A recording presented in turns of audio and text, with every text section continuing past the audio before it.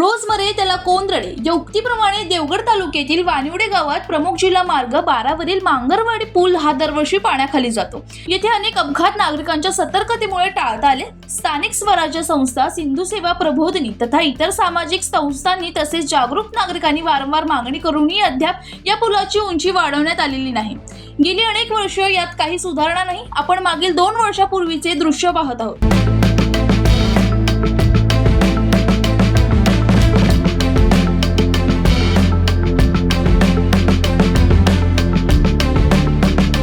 वर्षापूर्वी या पुलावरील पाण्यातून एक महिला रस्ता पार करण्यासाठी जात असता पाय घसरून वाहून होणारा अनर्थ स्थानिक ग्रामस्थांच्या प्रसंगावधानामुळे टाळता आला।